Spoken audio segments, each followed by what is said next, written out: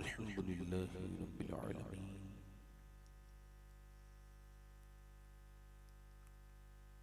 वस्सलातु वस्सलामु अला अशरफिल अंबिया'i वल मुरसलीन अम्मा बाद अऊज़ु बिल्लाहि मिनश शैतानिर रजीम बिस्मिल्लाहिर रहमानिर रहीम अल्हाकुमुत तकासुर हत्ता ज़ुरतुमुल मक़ाबिर सदक़ल्लाहु अज़ीम। क्या बात रज़ा उस चमनिस्ताने करम की,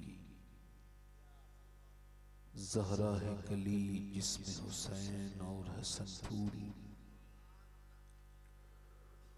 दूर क्या जानिए बदकार पे कैसी गुजरी, तेरे ही कदमों में मरे बेकसो तन्हा तेरा। तेरी सरकार में लाता है रज़ा उसको शफी जो मेरा खौफ है और लाडला बेटा तेरा। मोहब्बत के साथ बारगाह रिसालत में दुरूद पाक का नजराना अकीदत पेश करें। पढ़िए अल्लाहुम्मा सल्लि अला सय्यिदिना व अला आलि सय्यिदिना।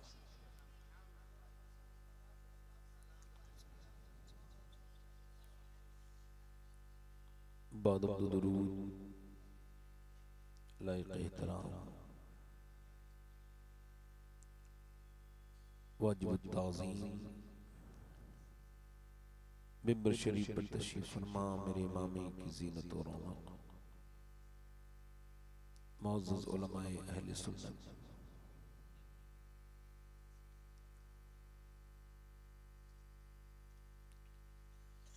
मुअज़्ज़ज़ सामीईन व सामियात, अस्सलामु अलैकुम व रहमतुल्लाहि तआला व बरकातुहू।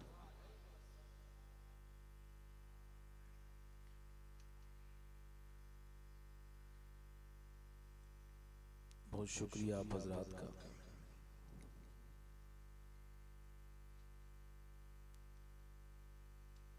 इस मुबारक महफिल को इस तरह सजाने के लिए।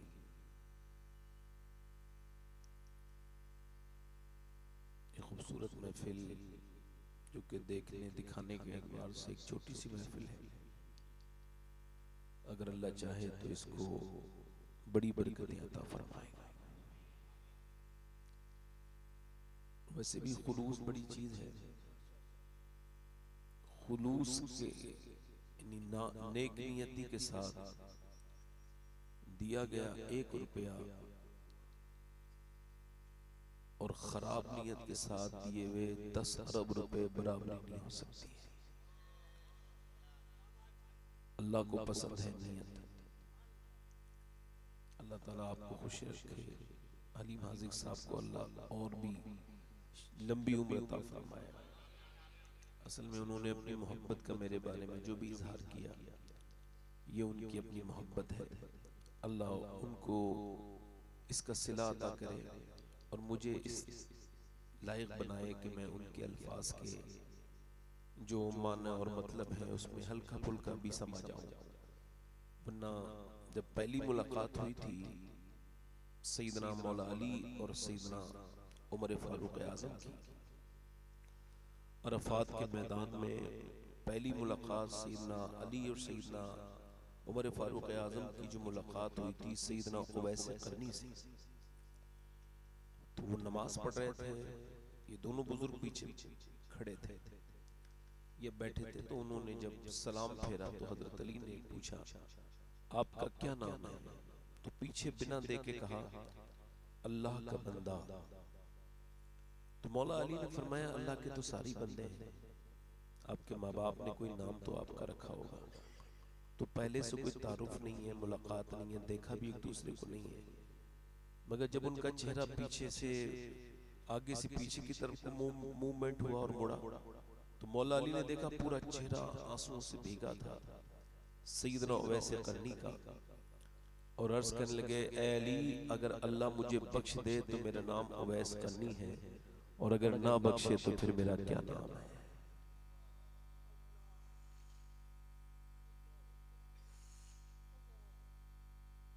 अल्लाह तबारक व तआला सैयदना मौला अली फरमाते हैं कि तुम अपने घमंड का, गुरूर का इसका चेकअप किया करो। ऐसा कौन से लेबोरेटरी में चेक होता है? इसकी कोई खास प्रयोगशाला है नहीं। मौला अली फरमाते हैं कि जब तुम अमीर से मिलो और गरीब से मिलो, तो गरीब से मिलते वक्त अगर तुम्हारा दिल उकताहट महसूस करे और तुम उसको तवज्जो न दो, और अमीर को तुम तवज्जो दो, तो तुम घमंडी हो, तुम्हें तौबा कर लेना चाहिए।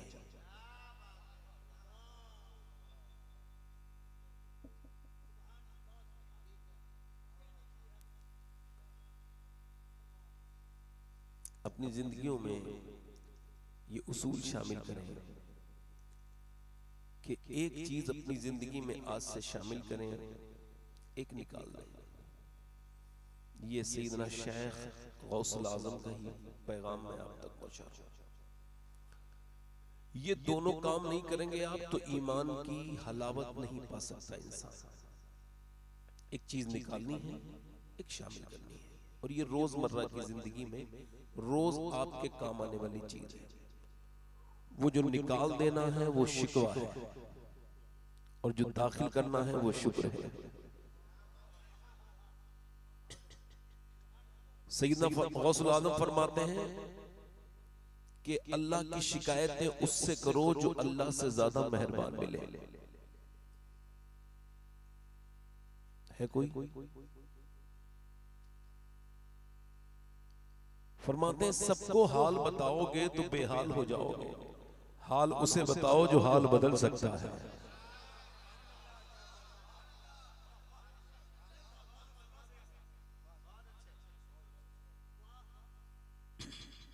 सैयदना मौलवी फरमाते हैं कि जब तुझे तकलीफ आई, परेशानी, तो तू उसका इस्तेमाल न कर पाया, समझिए, उसको यूज न कर पाया, उसको चैनलाइज न कर पाया।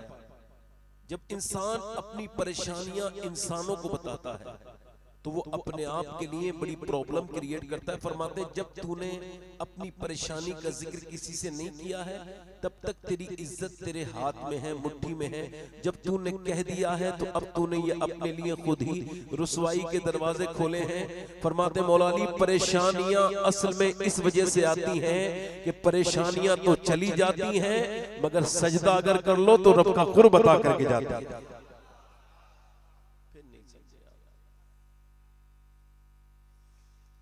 एक वाक़या बयान कर रहा हूँ मौला रूम का, उसके बाद मैं अपनी बात आगे बढ़ाऊंगा।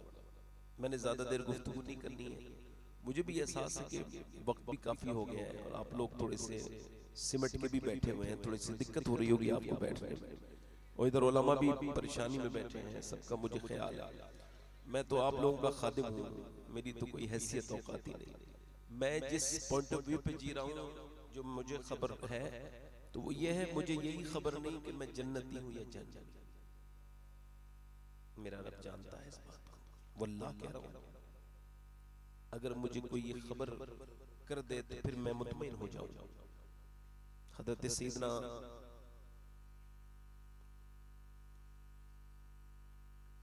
अबू हुरैरा रज़ियल्लाहु ताला, उनके जन्नती होने में शक करने वाला इंसान जहन्नमी है। विसाल का वक्त है, कभी चेहरा जर्द होता है, कभी सुर्ख, कभी जर्द, कभी सुर्ख, कभी पीला, कभी लाल, कभी कपकपाहट जिस्म पे तारी होती है। अब आपके करीब लोग गए, जाकर के पूछा इतने बड़े सहाबी को क्या मौत से डर लगता है?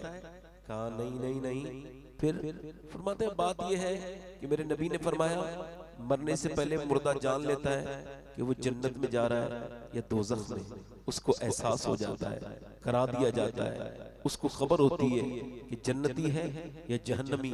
मरने से पहले ये फैसला हो जाता है। तो बस मैं अपने मालिक से, चूंकि ये आखिरी घड़ियां हैं उम्र की, बस ये मेरा सफर खत्म हो रहा है, तो मैं अपने रब की बारगाह में यही अर्ज कर रहा हूँ कि परवरदिगार, अबू हुरैरा गुनहगार है, मगर ये मौत का वक्त है। अगर इस वक्त तूने अबू हुरैरा पे करम न किया तो अबू हुरैरा हलाक हो जाएगा। ये आखिरी लम्हा है। हुजूर फरमाते हैं अल्लाह मेरे सहाबा पे फख्र फरमाता है, बिलखुसूस मेरे उमर पे फख्र फरमाता है। किस पे? मेरे उमर पे। यानी अरफात के मैदान में मेरा रब फख्र फरमाता है और बिलखुसूस उमर पे फख्र फरमाता है। अल्लाह अकबर। हज़रत उमर फारूक आज़म जब आपके चाकू लगा तो अपने सर जमीन पे, आपने बेटे से कहा मेरे सर जमीन पे रख, नहीं रखा। अब्दुल्ला सर जमीन पे रख दे, नहीं रखा। अब्दुल्ला सर जमीन पे रख, सर जमीन पे रख दिया तो नाक अपनी ऐसे रगड़ी और फिर कहा या अल्लाह, लोग कहते हैं उमर ये है, उमर वो है, मगर उमर तो तेरी बारगाह का मोहताज है। ये आखिरी लम्हात हैं, अगर तूने उमर पे इस वक्त मेहरबानी न की तो उमर हलाक हो जाएगा। हमारे यहां से खौफ निकाला जा रहा है, चीजों की ठेकेदारियों वाला मिजाज चल गया है। कुरान ये कहता है कि जो उलमा हैं वही डरते हैं, या जो डरते हैं वही उलमा हैं। और यहां चीजें कुछ दूसरी हैं। अपनी जिंदगियों में एक चीज शामिल करें, शुक्र, और निकालें शिकवा। जिंदगी आपको आसान लगने लगेगी।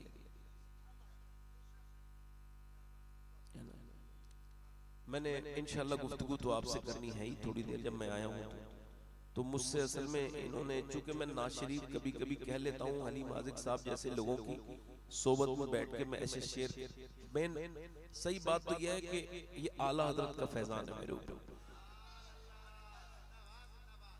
मैं 20 साल हो गए मुझे, मैंने आला हजरत का मुशायरा जो इस्लामिया में होता है वो छोड़ा नहीं है आज तक।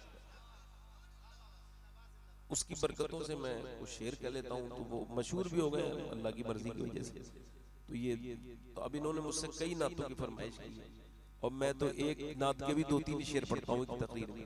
तो मगर ये कह रहे हैं तो एक कलाम में पढ़ देता हूँ, अगर इजाजत है तो आप पढ़ दो। जरा मुस्कुरा के आप बोलिए, मुझे घुटन होती है। बहुत देर तक लोग मुस्कुराते नहीं, मुझे घुटन होने लगती है। हाँ आप देखिए, मुस्कुराने से माहौल अच्छा हो जाता है। जहां मुस्कुराने वाला आदमी जाता है ना, वहां एकदम माहौल बेहतरीन हो जाता है। और अगर कोई मनहूस कहीं अच्छी जगह भी चला जाए तो पूरे घर में मनहूसियत फैल जाता है। ये जो मुस्कुराता नहीं ना, ऐसे लोगों से लोग मिलना चाहते हैं। जो मुस्कुराते हैं ना, उनके पास मेले लगे होते हैं। जो मुस्कुराते नहीं, वो तो अपने घर में भी दाखिल होते हैं तो बच्चे डर जाते हैं, बीबी सहम जाती है, ये कोई फिरौन आया या मर्द आया वो खबर नहीं होती। मेरे हुजूर की सुन्नत है मुस्कुराना। आप जरूरत पे मुस्कुरा के देखें, घर में दाखिल होकर मुस्कुराएं, घर का माहौल अच्छा। अपने मजदूरों के साथ देख के मुस्कुराएं तो उसका, कोई गुस्सा कर रहा हो ना ड्राइवरी में, गाड़ी में, तो उसकी तरफ देख के मुस्कुरा दें तो रोड का माहौल अच्छा हो जाता है। आप देखें दुनिया बड़ी कामयाब हो रही है हुजूर की सुन्नत पे अमल करके। पूरी दुनिया के जितने ऑफिस हैं उन सब में यही चीज सिखाई जाती है, मुस्कुराना है। क्या सिखाई जाती है? मुस्कुराना है। और आज उस मोबाइलों को ज्यादा खरीदारी चल रही है जिसमें मोटी नाक को पतला कर दिया जाए और पतली छोटी आंखों को बड़ा कर दिया जाए, चेहरे के धब्बे मिटा देना। वो मोबाइल बड़ा आजकल रनिंग में है, बड़े बिक रहे हैं। उस पे फेसबुक पे डाल के, इंस्टाग्राम पे अपनी तस्वीरें, फिर वो जिनके रंग भी ऐसे नहीं होते वो बेचारे ये हो जाते हैं गलतफहमी का शिकार। मेरे कहने का मतलब ये है कि कोई कॉस्मेटिक, यहाँ तक कि औरतें अरबों खरबों रुपया खर्च करती हैं इस पर, खूबसूरती पर, मेकअप पर, मगर ऑक्सफोर्ड कहता है, यूनिवर्सिटी, वो कहते हैं कि कोई भी दुनिया की क्रीम, फेस वॉश इंसान के चेहरे में ग्लो, खूबसूरती और निखार नहीं पैदा करता। का फिर इंसान के चेहरे में 126 मसल्स हैं, ये तभी एक्टिव होती हैं जब बंदा मुस्कुराता है। और ये मेरे प्यारे नबी की प्यारी सुन्नत है। मेरे इमाम कहता है, जिसकी तस्की से रोते हुए हंस पड़े, उस तबस्सुम की आदत पे लाखों सलाम। और हुजूर सिर्फ इतना नहीं मुस्कुराते, सरकार सिर्फ इतना नहीं मुस्कुराते मेरे भाई, बल्कि इतना मुस्कुराते हैं। अनस इब्न मालिक कहते हैं, हुजूर तशरीफ ले जा रहे हैं, कोई आदमी साइल है, उसने जाकर के पीछे से हुजूर की ये चादर खींची है, और देहाती था, उसे खबर नहीं थी कैसे बात करनी है, क्या देहात का इंसान था। मगर हमसे तो बड़ा नसीब वाला था ना वो। उसने जब मारा ऐसे करके झटका तो नबी पाक के गले में निशान हो गया। हम में से कोई अगर जोर से कोई दस्तक दे दे ना 10 दरवाजे पर, तो हम कहते हैं तेरा कर्जा आया है, भिखारी है, हिसाब से बात कर। मगर ये हुजूर की बारगाह का इंसान है, इसने जैसे झटका दिया है, हजरत सैयदना अनस इब्न मालिक कहते हैं मैं कुर्बान जाऊं अपने सरकार पर, इतनी अजियत भी पहुंचाई उसने, फिर भी हुजूर जब पलटे तो मुस्कुरा के उसको देखा और फरमाया क्या बात है। कहने लगा साहब मैंने सुना है आप भूखों को खाना खिलाते हैं, मेरे बच्चे भूखे हैं, मैंने सुना है आप कुछ दे देते हैं, कुछ अता कर दे। मेरा इमाम कहता है मेरे करीम से अगर कतरा किसी ने मांगा दरिया बहा दिए हैं, दुर्बे बहा दिए हैं। फरमाते हैं वो जो दोनों पहाड़ों के दरमियान में मवेशी खड़े हैं वो सब तेरे हैं, जा ले जा। अल्लाहु अकबर, अल्लाहु अकबर। किस चीज की कमी है? आका तेरी गली में, दुनिया तेरी गली में। तो हुजूर मुस्कुराते थे, अपनी जिंदगियों में आप मुस्कुराहट पैदा करें। मैं ज्यादा देर मैंने कहा ना गुफ्तगू नहीं करूंगा। अब आप बताओ कौन सा कलाम पढ़ दूं? एक ही पढ़ना है मुझे, फिर आप। अच्छा ठीक पढ़ देता हूं, जरा जोर से बोले सुभान अल्लाह। ये प्रोग्राम जो हो रहा है ये मुफ्ती रहमत अली मिसवाई साहब की तो खास इसमें बरकतें हैं ही, बाकी ये इन लोगों की ये मोहब्बत थी कि इन्होंने कहा आप जरूर आइए, जरूर आइए, तो मैं हाजिर खिदमत हो गया हूँ। मैं किसी लायक नहीं, उन्होंने बुला लिया है, खराब सा इंसान हूँ, आप मेरे लिए दुआ करें ठीक हो जाओ। मुजाहिद मिल्लत के जब कोई हाथ चूमता तो आप उसकी भी हाथ चूम लेते थे। तो किसी ने पूछा आप ऐसा क्यों करते हैं? फरमाया मैं इस वजह से करता हूँ कहीं मेरे अंदर ये बात पैदा ना हो जाए, मैं ये ना समझने लगूं कि मैं हाथ चुमाने के लायक हूं।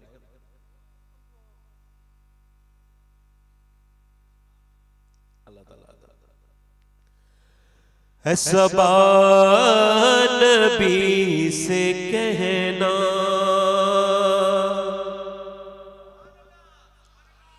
जो मदीने को तू जाए,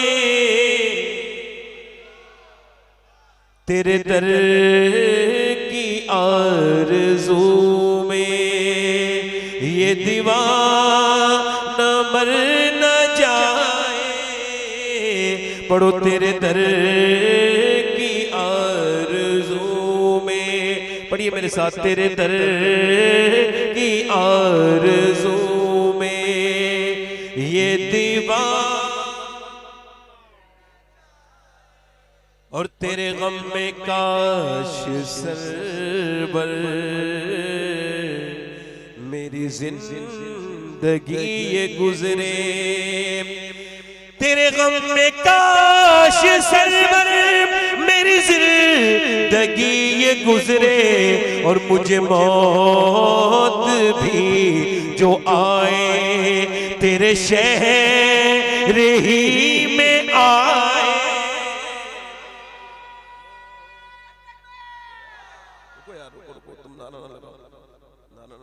इतनी पब्लिक में नारे की कोई जरूरत नहीं, आप समझो हालात ठीक है। ये पढ़ो तेरे दर की आरज़ू में ये दीवार।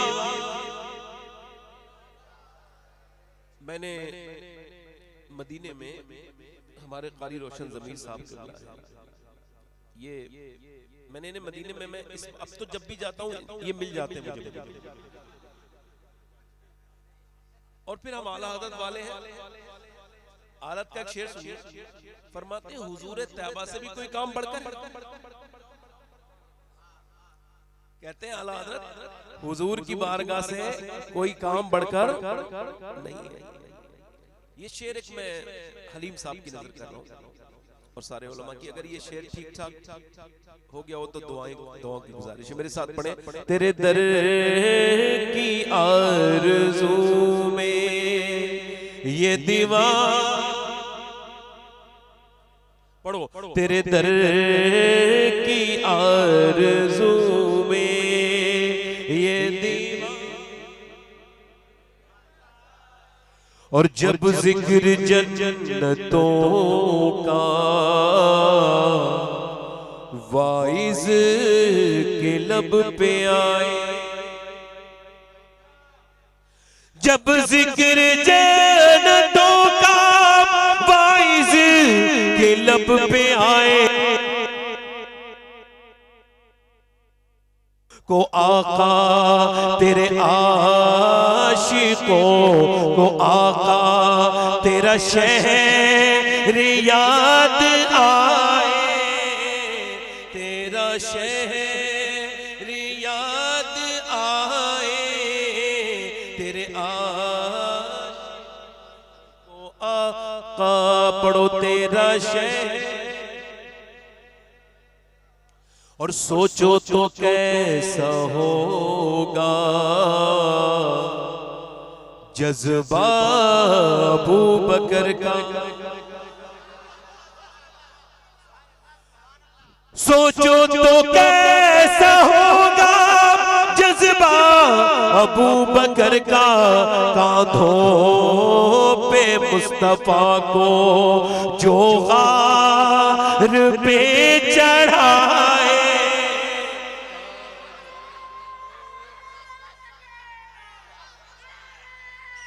करो यार,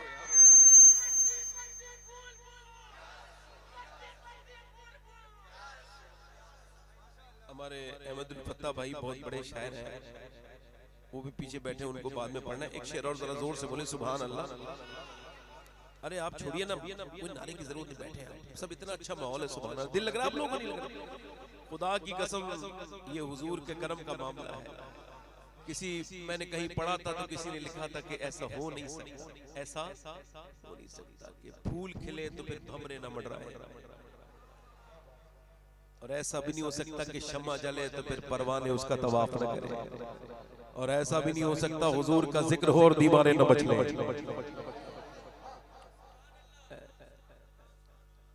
ये शेर सुने मेरे साथ जरा, वो एक मिसरा पढ़े। तेरे दर की आरज़ू में ये दीवान और सरकार की नजर का ये हाल है उमर का, सरकार की नजर का ये हाल है उमर का, वो जिधर जिधर से गुजरे शैतान भाग जाए, वो जिधर जिधर से गुजरे। हम अहले बैत के भी गुलाम हैं ना, और सहाबा के भी गुलाम, और अल्हम्दुलिल्लाह इससे हम पे फख्र है कि हम आला हजरत के दामन से वाबस्ता हैं, और हम पूरी दुनिया में अकेली ऐसी जमात है जो सहाबा का भी नारा खुल के लगाते हैं, अहले बैत का भी नारा खुल के लगाते हैं। शेर पढ़ रहा हूँ समझाऊंगा नहीं, शेर समझाने से बात बन जाती है, और मैं शेर पढ़ रहा हूँ समझाऊंगा नहीं, शेर समझे। जिसे मुस्तफा दुआ दे आबे दहन लगा दे, जिसे मुस्तफा दुआ दे आबे दहन लगा दे, फिर शेर वो खुदा का खैबर उखाड़ आए।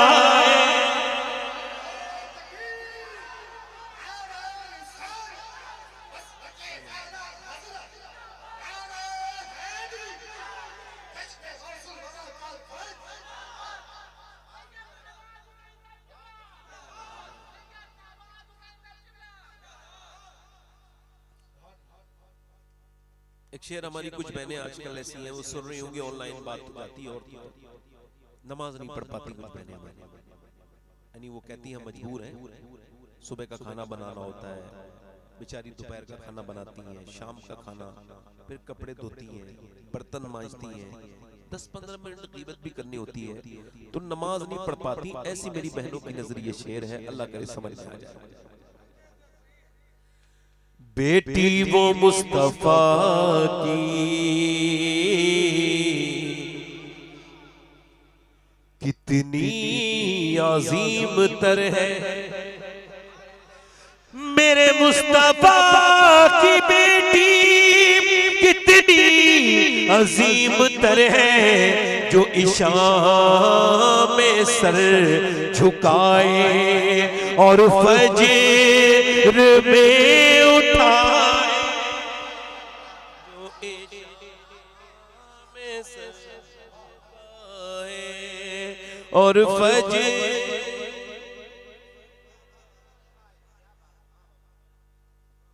तपती हुई जमीन पर हजरत बिलाल बोले,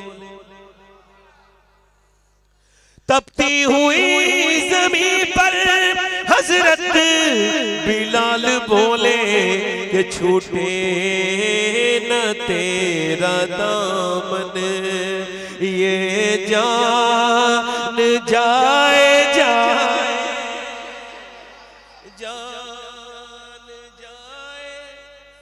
और कोई मिसले इब्ने हैदर न हुआ है और न होगा, कोई मिसले इब्ने हैदर न हुआ है और न होगा, जो सितम के तीर खाए और खा के मुस्कुरा।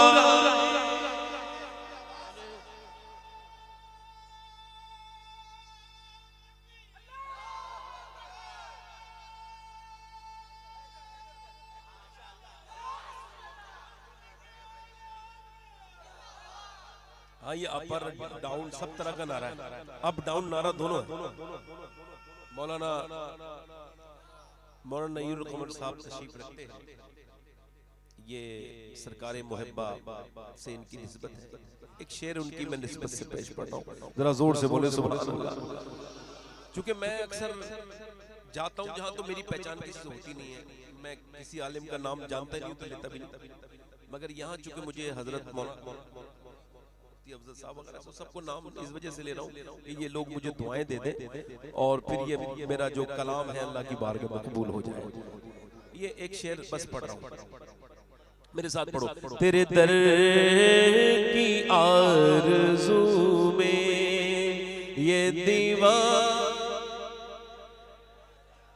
और जिसे जाना हो मदीने मेरे साथ गुनगुनाए तेरे दर।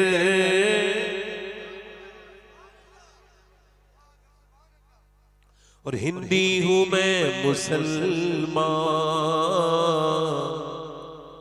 हिंदोस्तां वतन है।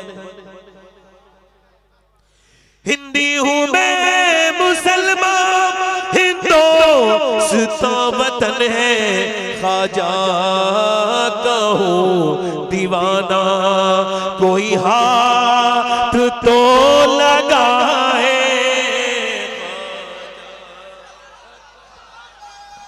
नारे तकबीर, नारे रिसालत, मसलके आला हज़रत जश्न गौसुल वरा सैयद शबात मियां हज़रत अल्लामा मुफ्ती रहमत अली साहब क़िबला।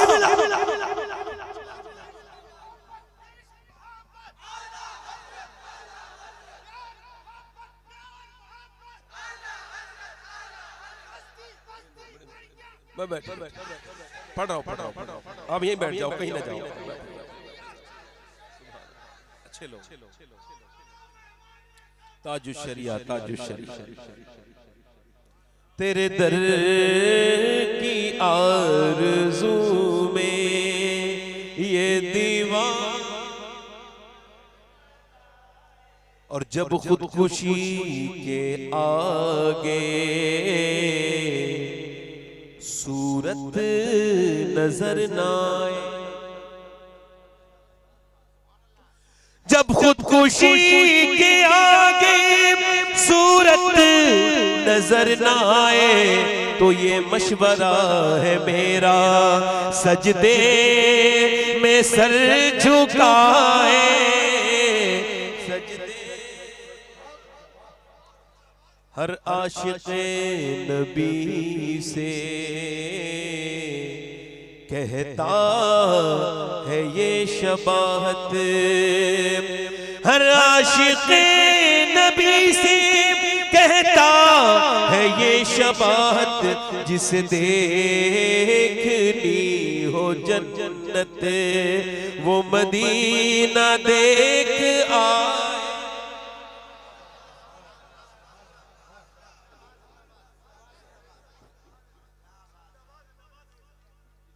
जब खुदकुशी के आगे, वैसे मैं दूसरी बार पढ़ता हूँ, आपके कहने पढ़ता हूँ, जब खुदकुशी के आगे।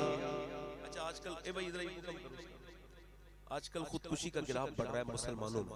हमें गैरों से कोई ज्यादा ताल्लुक नहीं था, हालांकि उनको भी ऐसा नहीं करना चाहिए, मगर मुसलमानों में भी बढ़ रहा है। इसकी वजह है नाउमीदी। नम्मीद होने की बात ही तो करता है। अब वो फेसबुक पे किसी से थोड़ी सी कांटेक्ट हो गया, राब्ता हो गया, उसके बाद कुछ दिनों तक वो राब्ता रहा, फिर वो मोबाइल नहीं उठा, या कोई मसला ऐसा हुआ कि राब्ता मुनक़ता हो गया, तो बंदे ने फिर खुदकुशी कर ली। ये क्या मियार बनाया आपने दिल उधर लगाया जहां दिल लगाना ही नहीं था। दिल आपने उसको दे दिया जिसको दिल देना ही नहीं था। जिसने दुपट्टे का पल्लू नहीं संभाला हो, वो आपके दिल की कैफियत को क्या समझेगा। आपने उसके लिए तो जान दे दी जिससे आपका कोई रब्त नहीं, कोई ताल्लुक नहीं, कोई मोहब्बत नहीं, जिससे कुछ दिनों में टेलीफोन पे बात होकर राब्ता मुनक़ता हुआ, जो आपकी कॉलों को नजरअंदाज करता रहा, उसके लिए जान दे दी। उस माँ के बारे में ना सोचा जो तेरे बाद कितना रोएगी, तेरी एक आहट पे रात को उठ जाती है, तेरा दर्द तुझे होता है, एहसास उसको होता है। कभी उस बहन के बारे में सोच लिया होता, मगर चूंकि जब ये रॉन्ग मामला होगा तो ये मामले तो ऐसे खराब होंगे ही, इधर उधर दिल देने का मामला नहीं है मेरे भाई। ये मोहब्बत जो है सिर्फ खुदा से करो, उसके रसूल से करो, वरना जितनी भी मोहब्बतें हैं ये अक्सर धोखा दे देती है। दुनिया की हर वफा में एक बेवफाई छुपी है, दुनिया के हर रिश्ते में एक ताल्लुक छुपा है। अगर मोहब्बत आपको करनी थी तो दिल उसको नहीं देना था, बल्कि दिल तो आमना के लाल को देना था, दिल तो पैगंबर इस्लाम से लगाना था, दिल तो मदीने की हवाओं से लगाना था, दिल तो मदीने के दारोबाम से लगाना था, दिल तो मदीने के मुबारक मिट्टी से लगाना था, दिल तो मदीने के नजारों से लगाना था, दिल तो मदीने वालों के गुलामों से लगाना था। ये आपने किस तरफ दिल लगा लिया। इसी वजह से ये आज बर्बादी का मामला है। ये मोहब्बतें वो है जो इंसान को बर्बाद करती चली जा रही है और इंसान बर्बाद हुआ चला जा रहा है। मेरे दोस्त, मोहब्बत अगर करनी है तो उधर न कर कि मिले तब भी तू बर्बाद हो जाए और न मिले तब भी तू बर्बाद हो जाए। ये वो मोहब्बत है दुनिया वालों की। एक लड़की से मोहब्बत करके भी आदमी बर्बाद नहीं होता, बल्कि पूरी दुनिया का ये रिसर्च कहता है कि चाहे वो यहूदी हो, चाहे मुसलमान हो, चाहे वो जैनी हो, चाहे किसी भी मजहब के लोग हो, ये जो मोहब्बत वाली शादियां होती हैं ये 90% तलाक इनका नतीजा होता है। यानी 90% शादियां जो कि मोहब्बत की बुनियाद पे की जाए, माँ बाप की बगैर मर्जी के, वो शादियां चलती नहीं बल्कि बर्बादी की तरफ जाती हैं। और मियां ना मिले तब भी बंदा बर्बाद। ये दुनिया वाले की मोहब्बत का हाल ये है, मिले तब भी बर्बादी, न मिले तब भी बर्बादी। हम मशवरा ये देना चाहेंगे, मोहब्बत करनी है तो उससे कर कि मिले तब भी आबाद हो जाए, न मिले तब भी आबाद, न मिल जाए तो तू बिलाले हफ्सी बना दिया जाए, न मिले तो वैसे करनी बना दिया जाए।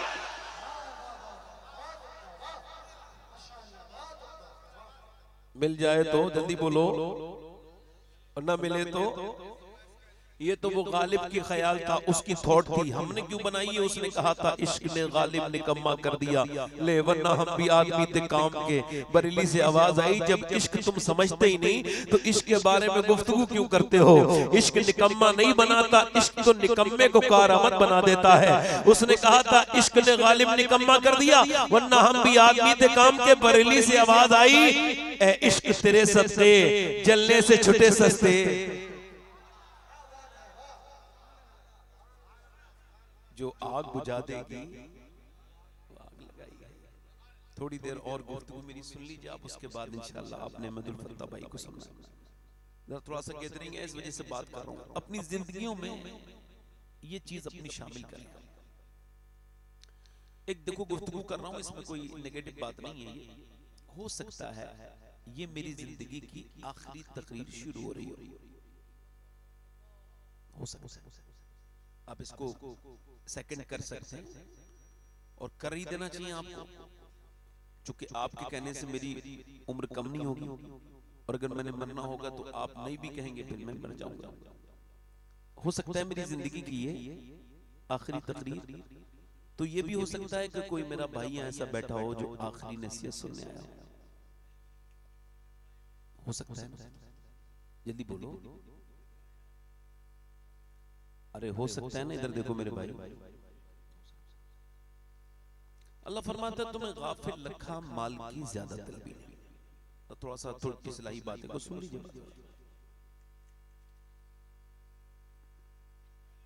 क्या हुआ? हुआ कुछ हो गया क्या? ये ठीक ठीक, हाँ रास्ते से हटा दो, ठीक ठीक, आस्था कर दो, माइक आहिस्ता कर दो। वैसे बाहर तो आवाज नहीं जानी चाहिए थी, यहीं पे ही रहनी चाहिए थी। आगे भी जलसा कराया तो ऐसे ही करें, किसी और को आवाज ना जाए। यानी हमारा उसूल ये रहा है कि हमने, हमारे दीन ने कभी किसी को परेशान नहीं किया। हज़रत अबू बकर सिद्दीक जब जूते पहनते थे तो दिन में, रात में कभी जूते नहीं पहनते थे, जब चलते थे नंगे पांव चलते थे। हज़रत उमर कहते हैं मैंने पूछा अमीरुल मोमिनीन ये हिकमत समझ नहीं आती, रात में आप चलते हैं तो जूते उतार देते हैं। तो फरमाने लगे मैं ये नहीं चाहता मेरे पाँव की आवाज से किसी मुसलमान की नींद खराब हो। तो लिहाजा हमारे माइकों की आवाज लिमिटेड होनी चाहिए, ये हमारा मजहब भी तकाजा करता है। मुफ्ती साहब अल्लाह फरमाता है तुम्हें गाफिल रखा माल की ज्यादा तलबी, अल्लाह को मुत्तकाफिर, तुम्हें गाफिल रखा माल की ज्यादा तलबी नहीं। नहीं, माल का तलब करना बुरी बात नहीं है, मगर माल माल में रहना ये हलाकत का सबब है, बर्बादी का सबब है। हुजूर फरमाते हैं आदम की औलाद को अगर अल्लाह एक जंगल भर के सोना दे दे तो ये उसको एक दिन में ठिकाने लगा के फिर दूसरे दिन दूसरे जंगल की तलाश में निकल जाएगा। ठीक ठीक, हुजूर फरमाते हैं उम्र बढ़ती है मगर दो चीजें जवान होने लगती हैं। इंसान बूढ़ा होता है तो उसकी चीजें जवान होती हैं, एक तो जीने की ख्वाहिश और दूसरे पैसे की तमन्ना ख्वाहिश। और फरमाते हैं इसका जो आदम की, ये जो इंसान है इसकी खोपड़ी की जो हविस है ये कब्र की मिट्टी बढ़ सकती है। अल्लाह फरमाता है तुम्हें गाफिल रखा माल की ज्यादा तलबी ने। आप देखें नहीं, मैंने अपनी जिंदगी में कितने लोगों को देखा ना वो किसी अपने रिश्तेदार पे खर्च कर पाए, न किसी गरीब को दे पाए, और उन्होंने न मस्जिद में खर्च कर पाए, न मदरसे में खर्च कर पाए, ऐसे ही पैसा कमा के मर गए। वासिफ अली वासिफ फरमाते हैं दुनिया का सबसे बड़ा गरीब इंसान वो है जो पैसा कमा के मर गया। क्या कमा के मर गया? बोलो, पैसा कमा के मर गया। इमाम हसन मुश्तबा रदी अल्लाह तआला फरमाते हैं पैसा कन्वर्टेबल आइटम है, ये पैसे का अपना कोई वजूद नहीं है, ये जहां जैसे खर्च हो जाए इसको खर्च करके नेकियां कमाओ। पैसे से अल्लाह तबारक व तआला तुम्हारी आखिरत भी संवार सकता है अगर इसका सही यूज करोगे तब, मगर इसका गलत यूज तुम्हें बर्बाद कर देगा। अल्लाह फरमाता है तुम्हें गाफिल रखा माल की ज्यादा तलबी ने, यहाँ तक कि तुमने हत्ता ज़ुरतुमुल मकाबिर, यहाँ तक कि तुमने कब्रों के मुंह देख लिए। फिर फरमाता है कल्ला सौफा तालमून, यानी अब कब्र में तो आ गए मगर ऐसे अब छोड़े नहीं जाओगे। अब क्या होगा? अब वो फरमाता है हाँ हाँ जल्द जान जाओगे। कल्ला सौफा तालमून, हाँ हाँ जल्द जान जाओगे। फिर बात वही है मगर फिर सुम्मा के इजाफे के साथ, सुम्मा कल्ला सौफा तालमून, हाँ हाँ फिर फरमाता है फिर हाँ हाँ जल्द जान जाओगे। यानी पहले कहा कल्ला सौफा तालमून, हाँ हाँ जल्द जान जाओगे, फिर फरमाया कल्ला सुम्मा कल्ला सौफा तालमून, फिर हाँ हाँ जल्द जान जाओगे। मौला अली से पूछा गया ए अली एक ही बात को अल्लाह ने दो मर्तबा इरशाद फरमाया जान जाओगे फिर जान जाओगे, इसका क्या मतलब? फरमाते एक बार कब्र में जानोगे, एक बार हश्र में जानोगे। एक बार इधर देखो, इधर देखो आप, एक बार कब्र में जानोगे, एक बार। अच्छा ये बताओ आज तक किसी ऐसे आदमी को आपने देखा जो मरने वाला था तो उससे मौत ने कहा होगा कल मरने वाला है तौबा कर ले? बेनमाजी जब मरेगा तो वो जहन्नम में जाएगा, तू नमाज नहीं पढ़ता है लिहाजा तौबा कर ले कल मर जाएगा, अगर इसी हाल में मरा तो जहन्नम में जाएगा। कहा कभी? बोलो तो कभी कहा? मौत ने फुर्सत दी इंसान को? हुजूर फरमाते हैं बेनमाजी भूख प्यासा मरेगा, सातों समंदर का पानी भी पी ले, चाहे वो पीर हो, चाहे वो मुरीद हो, चाहे वो खास हो, चाहे आम हो, कोई भी हो जो बेनमाजी है, फरमाते इतनी प्यास लगेगी 7 समंदरों का पानी पिएगा तब भी प्यास नहीं बुझेगी। और जब उठेगा तो मुसलमानों के साथ नहीं, यहूदियों के साथ, फिरौन के साथ, नमरूद के साथ, दुश्मनाने खुदा के साथ उठेगा बेनमाजी। अब आप बताएं, आज तक किसी बेनमाजी को मौत ने कहा तौबा कर ले? कभी कहा? कभी कहा मरने वाला है?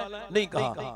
कभी किसी सूद खाने वाले आदमी से, हालांकि सूद वालों का पेट बड़े होंगे क़यामत के दिन, ये उठेंगे गिरेंगे, गिरेंगे उठेंगे, इनकी तोंदें इनका तवाज़ुन बिगाड़ देंगी, मगर आज तक किसी सूद खाने वाले से मौत ने कभी कहा? सूद खाना अपनी सगी मां के साथ जिना करने से बुरा काम है, मगर किसी सूद खाने वाले से मौत ने कभी कहा इसी हाल में मर जाएगा तो बड़ी बुरी मौत मरेगा, तौबा कर ले? कभी नहीं। माँ बाप से जो तेज आवाज में बात करता है, बहुत जोर से बात करता है, कभी उससे मौत ने कहा मर जाएगा इसी हाल में तो जहन्नम में जाएगा, तौबा कर ले? माँ बाप के गुस्ताख का ठिकाना जहन्नम है, कभी कहा? बताओ, कभी कहा? नहीं कहा ना। आज तक बेनमाजी से नहीं कहा, किसी बदनिगाही करने वाले आदमी से मौत ने कहा। मैं इस बात को इस वजह से कह रहा हूं कि अब आप मेरी पूरी तकलीफ भूल जाएं, मगर ये जो गौसुल आजम का फरमान है अपने मोबाइलों की स्क्रीन पे लगा ले, अपने घरों में बड़ा बड़ा लिख ले, ताकि फिर हमें हमारे शेख सैयदना गौसुल आजम का ये फरमान हमें नेकियों की तरफ लेकर के आए। गौसुल आजम फरमाते हैं मेरे शेख कि मौत तुझे हाल बदलने नहीं देगी। मेरे साथ जरा दोहराओ, मौत तुझे हाल बदलने, जिस हाल में मरना चाहता है उसी में जीना शुरू कर दे। नहीं समझे बात को? नहीं समझे? यानी मौत मोहलत।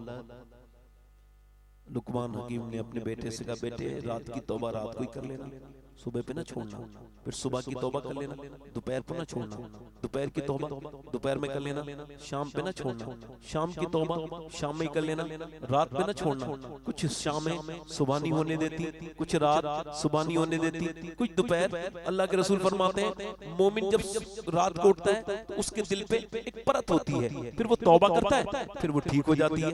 तौबा करता है, तौबा खास भी करते हैं, आम भी करते हैं, सब करते हैं, सबको करनी चाहिए। तौबा करना लाजिम है। सबसे पहला उसूल यही है कि आप तौबा करें।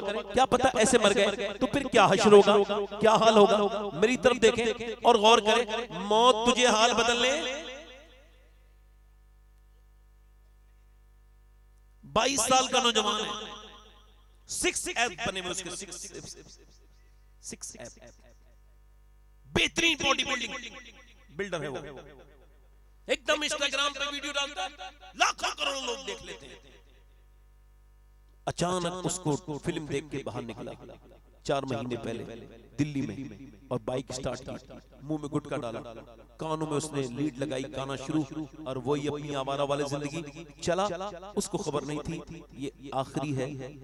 जैसे ही उसने अपनी बाइक स्टार्ट की, जैसी तेज चली वैसे ही रफ्तार पकड़ी, उसको अटैक हुआ। साइलेंट अटैक आया। ये ऐसा अटैक था जिससे इसका दिल की धड़कन रुकी, मर गया वहीं पे ऑन द स्पॉट। ये पहले गिरा, इतनी फुर्सत भी नहीं मिली कि बाइक रोक लेता, कानों का गाना बंद कर देता। मौत ने उसको इतनी मोहलत भी नहीं दी, गिर गया। उसका चेहरा ऐसा रगड़ खाया कि वो चेहरा जिसके जरा से दाने मुहासे पर वो बेहतरीन तरीके से ट्रीटमेंट कराता था, वो पूरा चेहरा मैं खाल के गायब हो गया। इसको उठा के लोग ले गए और उसके बाद पोस्टमार्टम हाउस, और पोस्टमार्टम हाउस में कपड़े उतार दिए जाते हैं, चाहे मर्द हो या औरत, अननेचुरल मौत। उसके बाद वो पहले उनके पास छेनी और हथौड़ी थी, और छेनी हथौड़ी से यहाँ से वो ऐसे यहाँ से काटते, ऐसे छेनी हथौड़ी से। उसके बाद ये पूरा अब छेनी हथौड़ी नहीं है उनके पास, बल्कि ग्लेंडर है, यहाँ से पूरा खोल देंगे और ये पूरा फाड़ेंगे यहाँ से ऐसे करके, और पूरा ये जो भी ऑर्गन्स उनको निकालने होंगे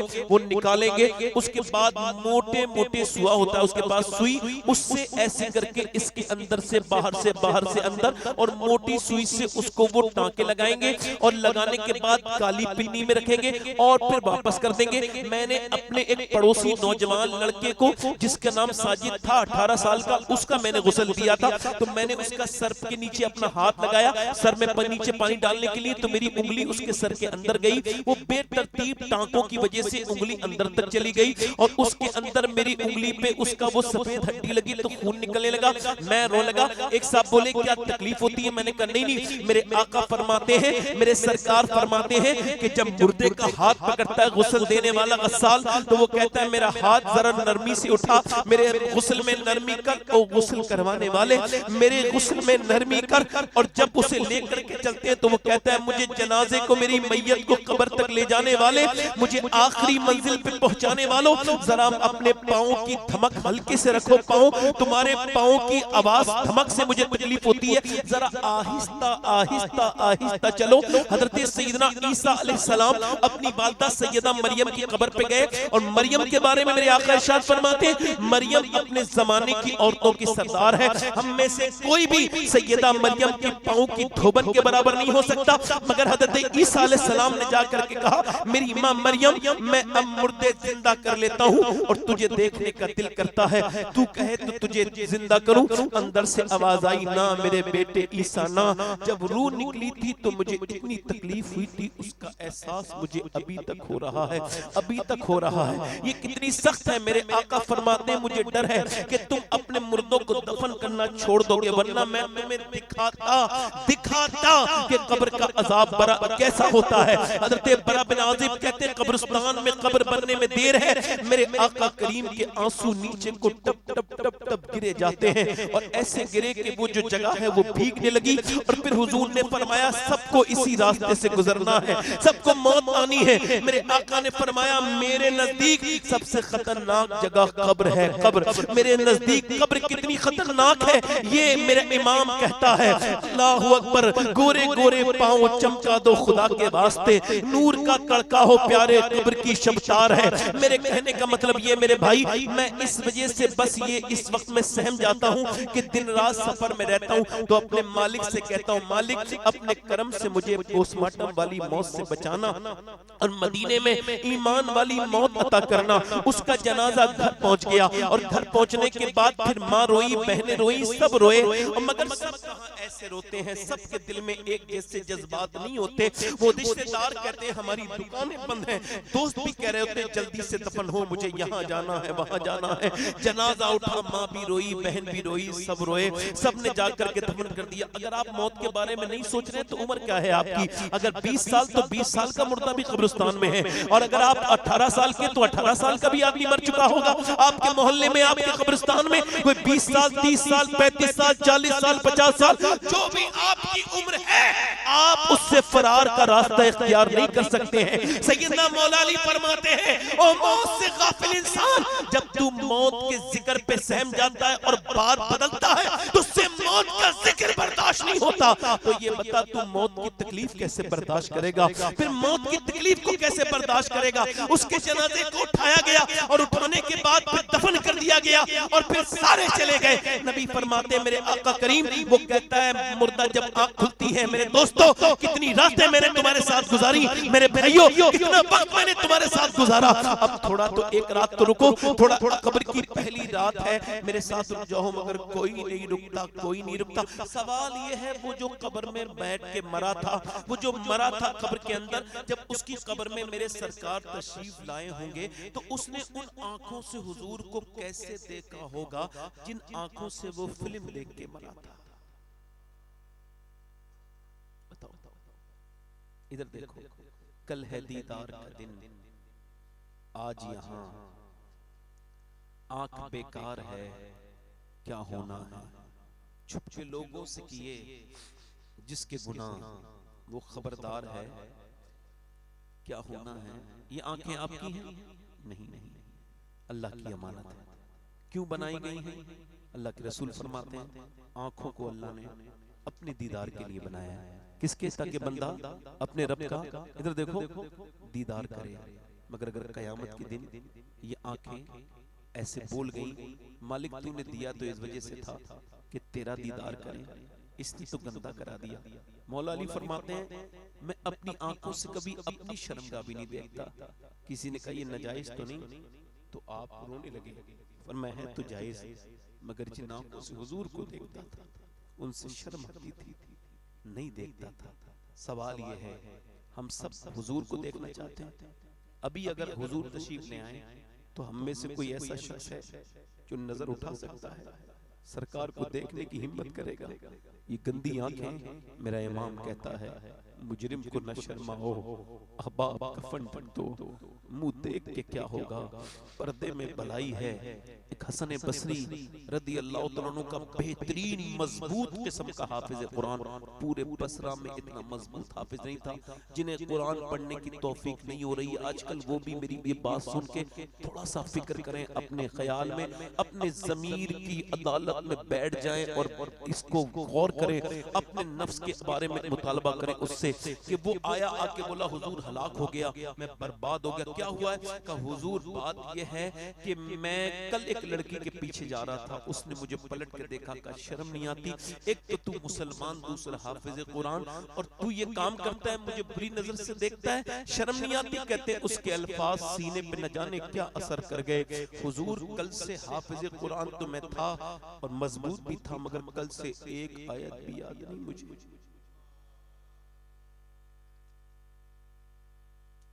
इमाम हसन बसरी ये देख करके इतना रोए कि बेहोश हो गए, और होश में आए तो फरमाने लगे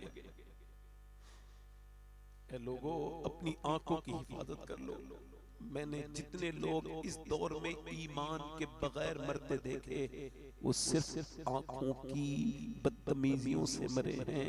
हुजूर फरमाते हैं ये आंखों पर ऐसे ईमान के साथ ये जो बदनिगाही करता है, ये आंखों का जिना है, आंखों के साथ ये शैतान का तीर है जो अंदर घुस जाता है बदनिगाही करते वक्त। वासिफ अली वासिफ फरमाते हैं निगाहों का मोमिन वो है जिसे दूसरे की बेटी में बेटी, बहन में बहन नजर आने लगे। मेरे भाई ये कैसी आंखें आज हमने कर ली।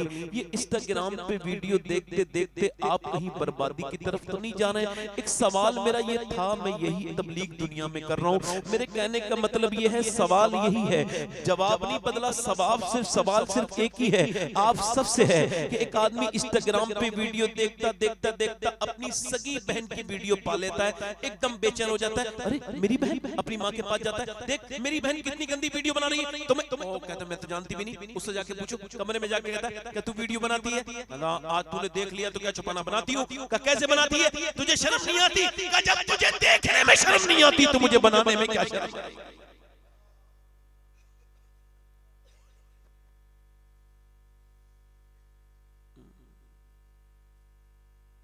देखो भाई गौसुल आजम ने क्या कहा था, या अल्लाह ये अपने लिए नहीं कहा था, हम गुनहगारों के लिए कहा था। क्या कहा था? या अल्लाह काबे में कहा था, अर्ज की थी मालिक अब्दुल कादिर के जितने गुनाह हैं सब माफ कर दे, जितने गुनाह हैं उन गुनाहों के साथ वो तेरा तो क्या तेरी मखलूक का सामना भी नहीं कर सकता। गुनाहों को माफ कर दे वरना कयामत के दिन मुझे अंधा उठाना, अंधा उठाना। सवाल ये है कि जब वो समंदर के अंदर जो पेड़ है ना, और वो अंदर मछली है, मछली के पेट में यूनुस है, वो उसको देख भी रहा है, उसको जिंदा भी रख रहा है, उनको खिला भी रहा है। पेड़ का पत्ता गिरता है उसको खबर है, छोटे से बड़े से छोटा जितने गुनाह आपने किए, या यूं कह लीजिए जितनी वीडियोस आपने देखी हैं उस सब का इल्म है। बताओ हजरत सैयदना इमाम जाफर सादिक ने अपने मुरीद हजरत इसहाक बिन अम्मार से कहा कि क्या समझ के गुनाह करते हैं लोग? अगर ये समझ के कोई गुनाह करे कि उनको खुदा देख नहीं रहा है, मेरे साथ जरा इसको आप सेकंड करेंगे, उसको खुदा देख नहीं रहा है तो फरमाते फिर वो मुसलमान नहीं। और अगर वो ये समझ के भी गुनाह करता है, ये सोच के अल्लाह देख रहा है, तो वो कितना बेगैरत है कि अपने बाप की शर्म है, अल्लाह की उसको हया नहीं। आला हजरत फरमाते हैं, पूछा गया नेक कौन है? आपने फरमाया नेक वो है जो तन्हाइयों में नेक है।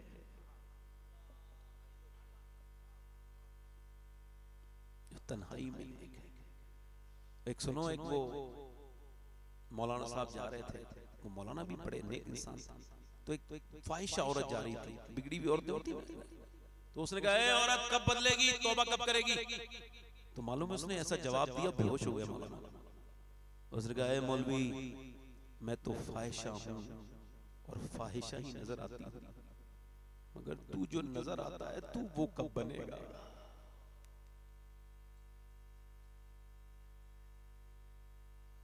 तू जो नजर आता है तू कब वो बनेगा? जैसा है तू ऊपर से, जैसा मैं तो जैसी दिखती हूँ वैसे ही हूँ, तू कब बदलेगा? तेरी जिंदगी में कब तब्दीली आएगी? मेरे भाइयों, मेरे दोस्तों, मेरी आखिरी बात यह है कि अपनी निगाहों को और अपनी बहनों को, बेटियों को शरीयत का पाबंद करो। समझ रहे हो? ये जो आपने लिखा आई लव मोहम्मद सल्लल्लाहु अलैहि वसल्लम, ये तो हमारे उलमा ने भी कहा कि हुजूर के नाम को हम बड़े अदब से लेते हैं। ऐसे इधर आपने लिख दिया, इधर लिख दिया, और वो नीचे पर्चा गिरेगा, उसको लगाया, वो आपकी अपनी मर्जी है। मगर मेरे भाई ये बता, जब तू अपनी बहन को अपने साथ सजा सवार के शादी में लेके जाता है तो तेरा जज्बा मोहब्बत कहाँ चला जाता है? उस वक्त तू क्यों नहीं सोचता कि ये जो शादियां में, पार्टियों में जो बहनें तेरी जा रही हैं, बेटियां, ये तूने नहीं सोचता कभी अपनी बहन के सर पे दुपट्टा रख के कहना, वो क्या क्यों सर पे दुपट्टा रख रहा है? अपनी बीबी से क्या पर्दा कर शरई, वो पूछे क्यों?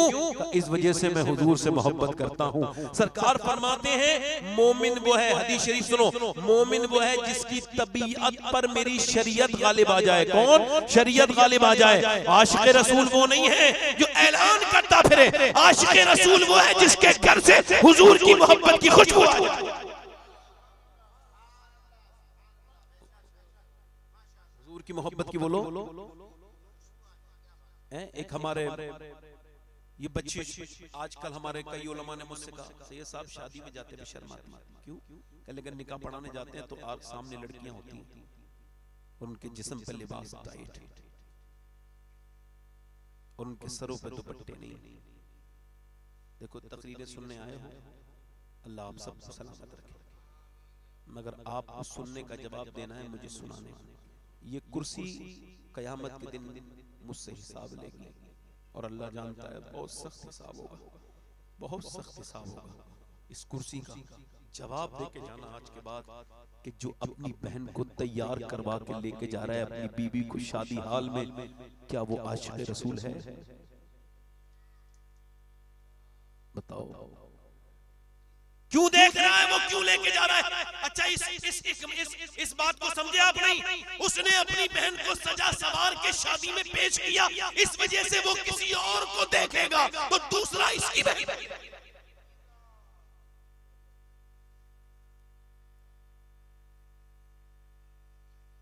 जो अपनी बीवी को, इधर देखो, जो तू अपनी बीवी को सजा सवार के ले जा रहा है, इमाम हुसैन फरमाते हैं, मर्द की गैरत का हिसाब अंदाजा उसकी औरत के पर्दे से लगता है। आज के जमाने में अजीब अजीब किस्म के पीर हैं, मैं किसी का नाम नहीं ले रहा हूं, अगर कोई इस मेरी तकरीर की जद में आता है तो उसे जरूर कह रहा हूं। आजकल के छोड़ो तो एक पीर साहब की बेटी की शादी की वीडियो वायरल हुई तो पीर साहब की लड़कियां नाच रही थी, हजारों मुरीद उनका, नाम नहीं ले रहा हूं, मैं बता रहा हूं ऐसे ये हालात। खवास का ये हाल हो जाए तो हम लोगों का हाल, जिनके घरों में दीन का माहौल है, मगर जो दीन का माहौल नहीं है, उन्हें बताना चाहता हूं कि पीर वो नहीं बनता जिसके मुरीद ज्यादा हो। पीर वो होता है, खुदा की कसम, जिस घर में वो चला जाए वहां दीनदारी का माहौल हो जाए।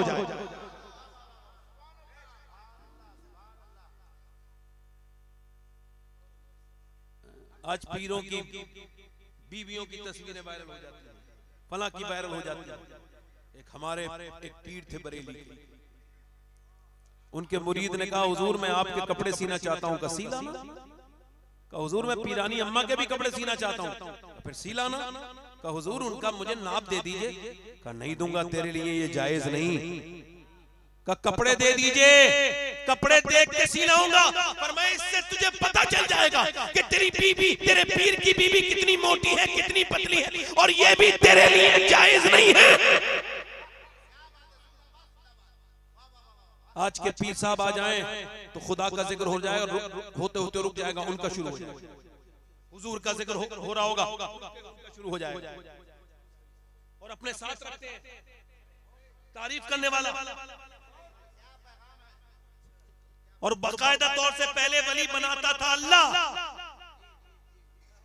हालांकि आज भी अल्लाह ही बनाता है, बनता वली। मगर आजकल कुछ ऐसे जमीर फरोश मौलवी हैं जिन्हें आप पैसे दीजिए वो आपको वली साबित करेंगे। थोड़ी देर के बाद तो आपको भी एहसास होगा यार सही तो नहीं कह रहा है, इसकी बात में कुछ सच्चाई नहीं है।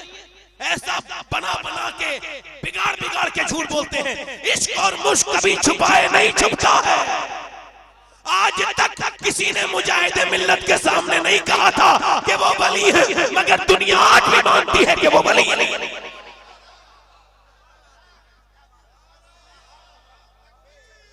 एक मिनट और सुनो, इधर देखो हजरत, वलियों की शान तो ये है।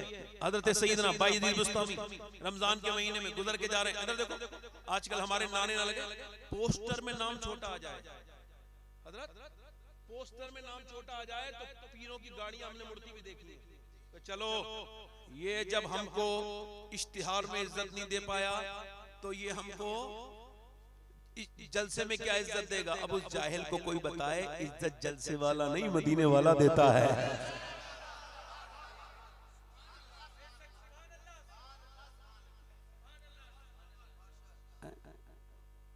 बायजीद बुस्तामी गुजर के जा रहे हैं, लोगों ने इतनी मोहब्बत का इजहार किया कि कपड़े फाड़ दिए, हाथ अल्लाह की वली है तो आपको जला लाया।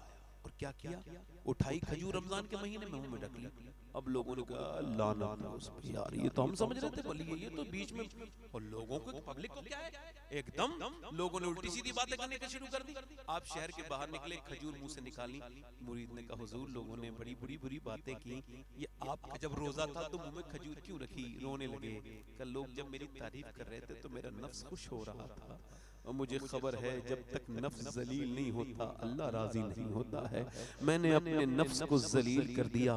सुनो, ये आजकल के पीर ऐसे हैं, कुछ की बात कर रहा हूँ, ये याद रखो आप, अच्छे पीर भी मौजूद हैं अल्हम्दुलिल्लाह, बहुत अच्छे भी हैं। मुफ्ती रहमत साहब मिसवाई जैसे लोग अच्छे नेक लोग भी हैं, मैं इनके खानदान पे असर देखता हूँ इनकी बरकतों से, मगर बड़े अच्छे अच्छे लोग भी हैं। मगर ऐसे कसरत ऐसी है, पूरा उर्स गुजर गया हुजूर के नाम पे, कोई मसला नहीं,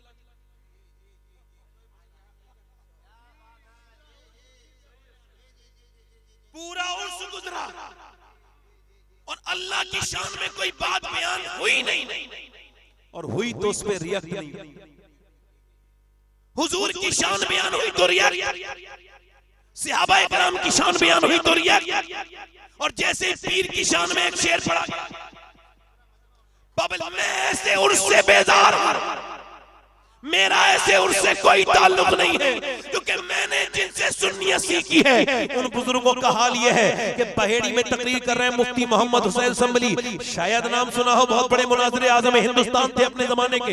वो तकरीर कर रहे हैं बड़ी खामोशी के साथ, अपने वक्त का वली का बेटा वली जाकर के पीछे बैठ गया, और जब जाकर के वो बैठे तो उनकी आहट का जब एहसास किया तो उन्होंने अपनी तकरीर का उन्वान बदल के कहा कि हजरत तशरीफ लाए हैं, यानी सीरत रसूल पे बात हो रही है और हुजूर की शान बयान हो रही है, फजाइल सरकार के फजाइल बयान हो रहे हैं। और जब बुजुर्ग आए तो कहा हजरत तशरीफ लेकर के आए हैं, सिर्फ तारुफ करा रहे थे, तारीफ नहीं, मगर तारुफ भी बर्दाश्त न हुआ। फरमाया मौलाना साहब अगर आप ये चाहते हैं मैं यहीं बैठा रहूं तो आप जो बयान कर रहे हैं वही करते रहे, अगर एक लफ्ज भी आगे बोला तो मैं मिंबर छोड़ के चला जाऊंगा। और बोले हम लोग दुनिया में इस वजह से नहीं आए कि हुजूर का जिक्र रुकवा के अपनी तारीफें करवाएं, हम तो हुजूर का जिक्र दुनिया में आम करने के लिए आए हैं। उस अजीम हस्ती का नाम मुस्तफा रजा मुफ्ती आज़म हिंद था।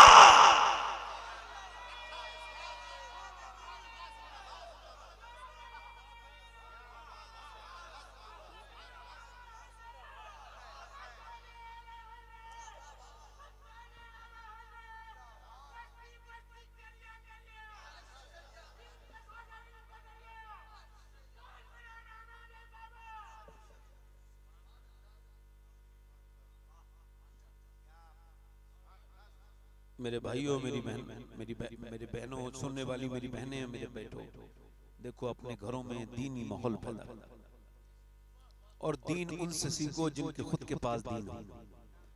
पहले पीर लोग देखभाल के बनाते थे, बड़ी लंबी सफर होते थे। अब कोई जरूरत नहीं, जिसके पीछे अच्छी गाड़ियां चल रही हो, तगड़ा मामला जिसका हो, उसके मुरीद हो जाओ, है ना वायरल पीर की वायरल मुरीद। अब मेरी बात खत्म कर रहा हूँ, दिल लगा के जरा बोले सुभान अल्लाह। दिल लगा, आप लोगों का नहीं लगा? 5-10 मिनट और बोलूं? 5-10 मिनट, बस 5-10 मिनट। सुभान, नहीं बस मैं आधा घंटा नहीं, उससे कम बोलूंगा। दिल लगा के बोले सुभान अल्लाह। अरे नहीं, हाफिज साहब और भी है हमारे। हाँ, ये मैं एक बात कर रहा था कि शादियां एक तो हमारे यहाँ होती हैं, बरकत के लिए बयान कर रहा हूं। एक हमारे यहाँ शादियां, एक शादी मदीने में हुई है, और नबियों के बाद अल्लाह ने इतना हसीन जोड़ा कोई नहीं बनाया जितना अली और फातिमा का जोड़ा है।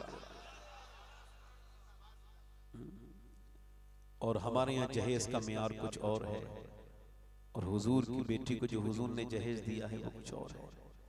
हमारा जहेज 10 साल के बाद पुराना, फिर बेकार, दूसरा बेड बनवाओ, दूसरी वॉशिंग मशीन, दूसरा फ्रिज।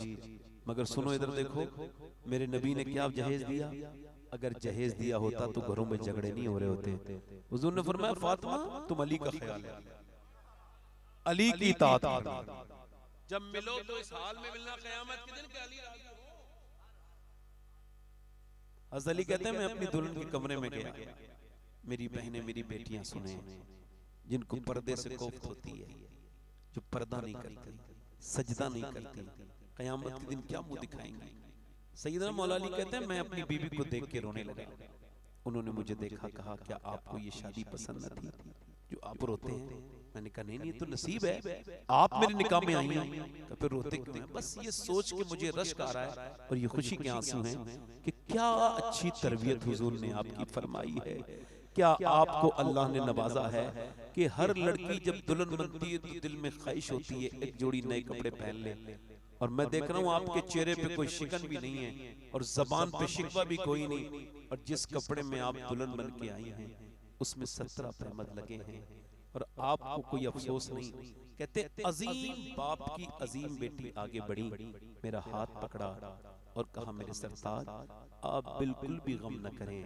मेरे अब्बा ने बचपन से मुझे ये समझाया, और जब मुझे रुखसत किया तब भी समझाया, मेरी फातिमा अल्लाह कपड़ों से राजी नहीं होता, अल्लाह तो सजदों से राजी होता।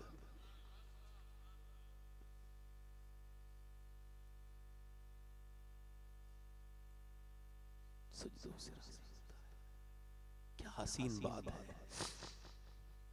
आज लड़कियों के अंदर से निकल गई वो मोहब्बत जो सैयदा पाक की थी, निकल गई सैयदा खातून जन्नत की मोहब्बत, निकल गई अम्मी आयशा सिद्दीक़ा की मोहब्बत। हुजूर अल्लाह के रसूल ने फरमाया, फातिमा अल्लाहु अकबर, क्या चांद देखा आपने मेरी बेटी? अब्बा मैं चांद नहीं देखती। क्यों फातिमा? जिस चांद पे गैर महरम की नजर पड़ी हो उसे फातिमा देखना नहीं चाहती है। जिसका आंचल न देखा मोह महर ने, उसे रिदाए नज़ाहत पे लाखों सलाम। इधर देखो, अम्मा आयशा सिद्दीक़ा को सलाम करो, आप पर 1000 सलाम हो। ए सिद्दीक की बेटी सिद्दीक़ा, हमारी माँ आप पर सलाम हो।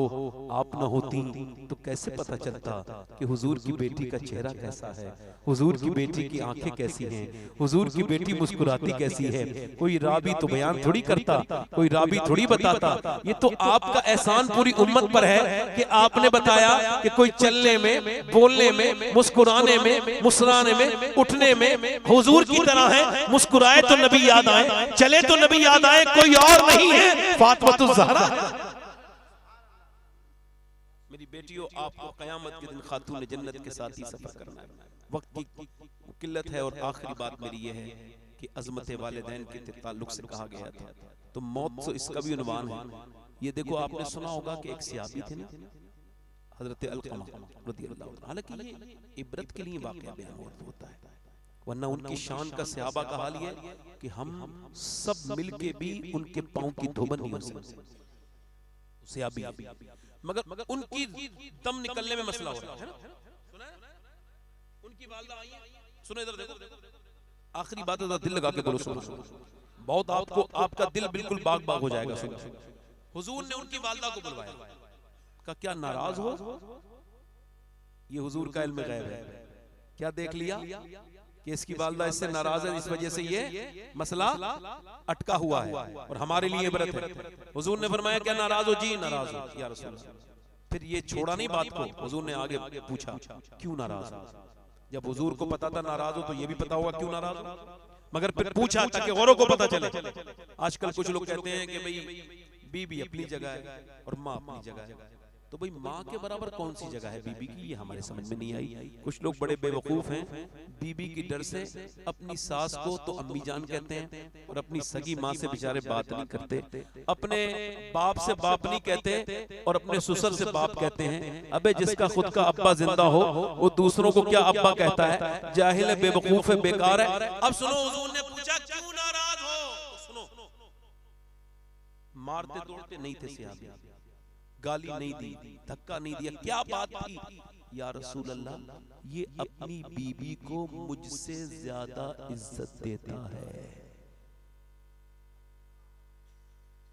इसका अंजाम क्या है? जलाऊंगा मैं इसको। हुजूर ने फरमाया क्या करूंगा?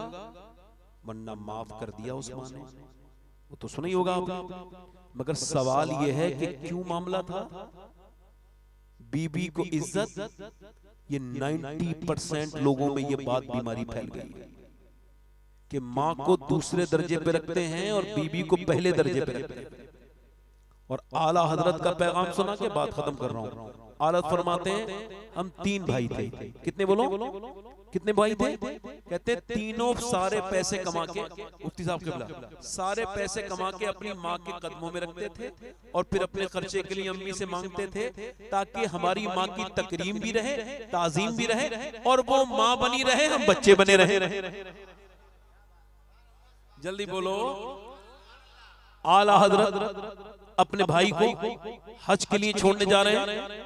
ये अल्लामा ज़फ़रुद्दीन बिहारी ने लिखा है हयात आला हजरत में, झांसी से ट्रेन मिलती है, उसका नाम था बम्बैया एक्सप्रेस।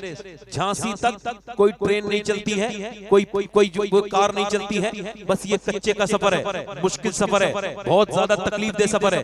रात को रुकते हैं, दिन में लोग सफर करते हैं। 15 दिन लगते थे झांसी पहुंचने में। आला हजरत अपने भाई को छोड़ने के लिए जा रहे हैं। कहां पे, कहां जा रहे हैं? झांसी। झांसी से ट्रेन पकड़ेंगे। उस जमाने में पासपोर्ट की कोई हाजत नहीं है, बस ट्रेन में बैठो और जाओ बम्बई। बम्बई से में बैठ जाओ पानी के जहाज में, थोड़े बहुत कागजी कार्रवाई के बाद और पहुंच जाओ। कोई वीजा नहीं, ये नहीं वो नहीं, बस आप चले जाओ और वहां जाके आपको एक्सेप्ट कर लिया जाएगा। मक्के जाइए। फिर यहाँ से आला हजरत अपने भाई को छोड़ने के लिए गए। झांसी पहुंचे 15 दिन के बाद। फिर वहां से ट्रेन में बिठाला, ट्रेन चलने वाली थी। आला हजरत ने अपनी भाई को देखा, जब आंखों में आंसू आला हजरत ने अपने भाई के देखे तो आपकी आंखों में भी आंसू आ गए। अल्लामा ज़फ़रुद्दीन बिहारी कहते आला हजरत को अपनी ये नात शरीफ याद आ गई और आप इसे पढ़ने लगे। अपनी नातिया गजल को गुजरे जिस राह से वो सैयदे बाला होकर, रह गई सारी ज़मीं अंबरे सारा होकर, और चमने तैबा है वो बाग के मुर्गे सिदरा, बरसो चहके हैं जहां बुलबुले शैदा होकर। और फिर ये शेर पढ़ा तो आला हजरत ज़ारो कतार रोने लगे। वाए महरूमी किस्मत के मैं फिर अब की बरस, रह गया हमराए ज़व्वारे मदीना होकर। फिर ये शेर कह के कहने लगे मैं भी जाऊंगा मदीने। और उसको आला हजरत के भाई का नाम था मोहम्मद रजा, वो जो जा रहे थे, मोहम्मद रजा मैं भी जाऊंगा। ये दूसरे हज का आला हजरत ने इरादा फरमाया। पहला हज माँ के साथ कर चुके थे, जी मैं भी जाऊंगा। तो कहने लगे भाई चलो बैठो। आप कहने लगे ले रजा सब चले मदीने को, मैं ना जाऊं। अरे खुदा ना करे। भाई ने कहा बैठो बैठो, ट्रेन में चलते क्यों नहीं? कहा ऐसे नहीं जाऊंगा, पहले मैं वापस बरेली जाऊंगा। का जो सख्त सफर है वो हो चुका, जो पैदल वाला सफर है वो हो चुका, अब ट्रेन का सफर है, वापस क्यों जाओगे भाई? कहा नहीं जाऊंगा, ऐसे अगर जाऊंगा तो मेरा अल्लाह हज कबूल नहीं करेगा। कहा क्यों? कहा मैंने अपनी वालदा की इजाजत नहीं ली है, पहले बरेली जाऊंगा, अम्मी की इजाजत लेके।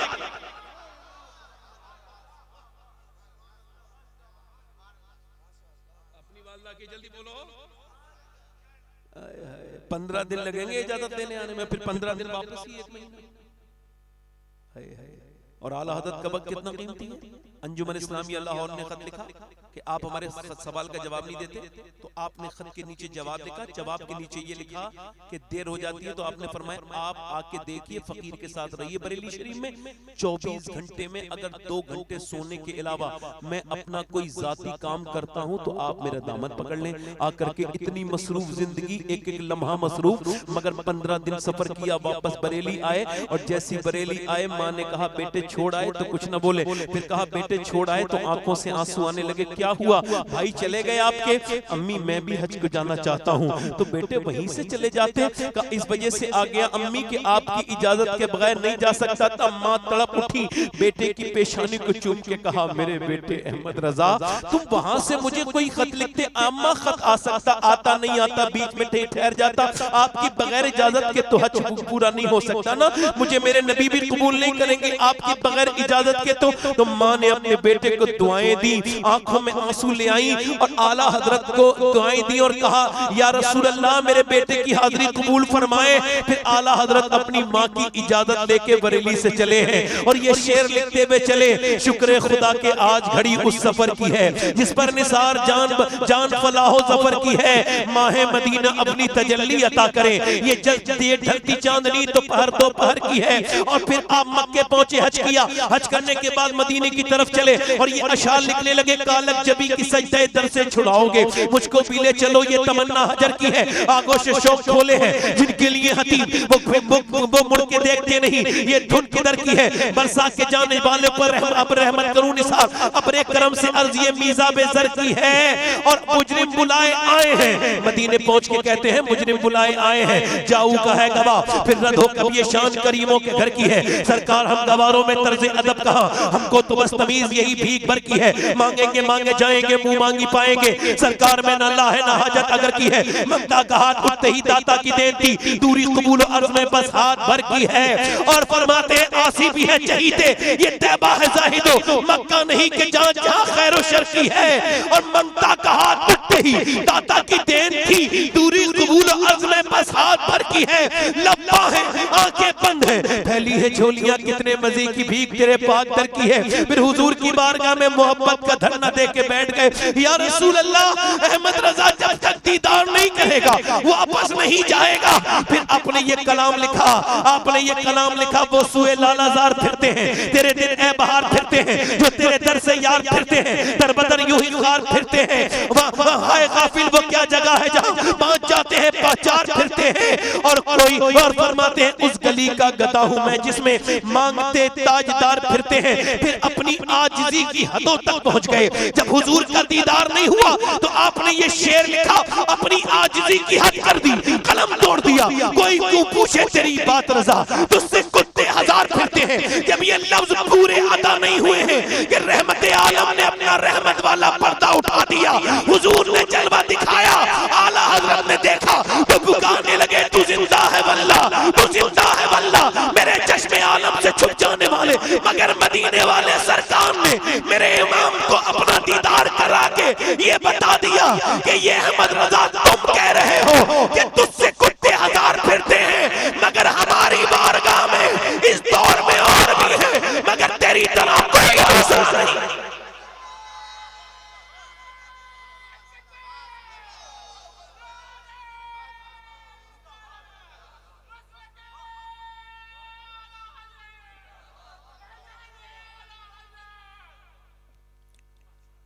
कोई क्यों पूछे तेरी माँ की अजमत, तो आला हजरत से पूछो जिन्होंने 1 महीने का सफर सिर्फ माँ की इजाजत के लिए।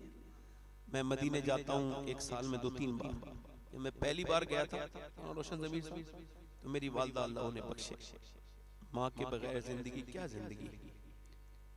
माँ होती है तो जिंदगी में लुत्फ होता है, लताफत होती है, सुकून होता है। मेरी तो उम्र भी कम है, 65 साल के एक साहब है, मेराज भाई हैं, 60 साल की उम्र होगी तकरीबन, मुफ्ती आदम इनके मुरीद। उनकी वालदा का इंतकाल हुआ तो बहुत रोते थे, उनके मुरीदों ने मुझे फोन किया, बच्चों ने उनके सैयद साहब जरा कुछ समझाएं अब्बा को। मैंने कहा क्या हुआ मेराज भाई, पोती पोता वाले हो माशाल्लाह, बच्चे परेशान है क्यों रोते हो। कहने लगे सैयद साहब बात ये ना, अब वो दादा चाचा कहने वाले तो हैं, मगर जब घर में मैं शाम को आता था तो वो कहती थी आगे मेरे बेटे मेराज, तो कहते हैं वो मुझे मेराज कहने वाली आवाज मुझे याद आती है, वो माँ माँ है।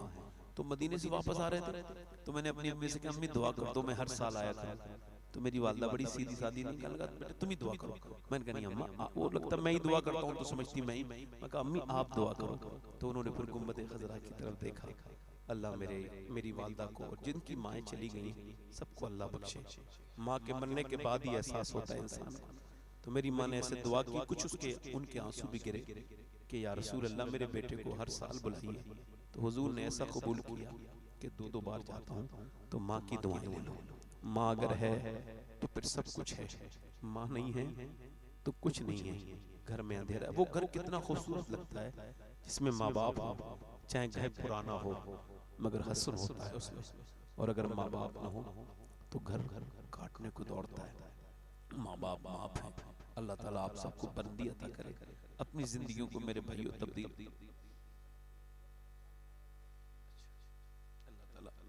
मुफ्ती साहब की अहलिया को अल्लाह ताला जन्नतुल फिरदौस अता फरमाए। और ये बड़ा दर्द है ना। अम्मा आयशा फरमाती हैं जब एक बार हुजूर खदीजतुल कुबरा का ये बैठे हैं, हम सब सैयदा खदीजतुल कुबरा की बात कर रहे हैं, तो मौसा वो एक बड़ा हसीन हदीस शरीफ है। अम्मा आयशा कहती है मैं देखती थी हुजूर रोज जिक्र करते थे सैयदा खदीजा का। आलात फरमाते हैं सैये माँ पहली माँ कहफ़े अमनो अमा। आलात की मिसाल अलग है।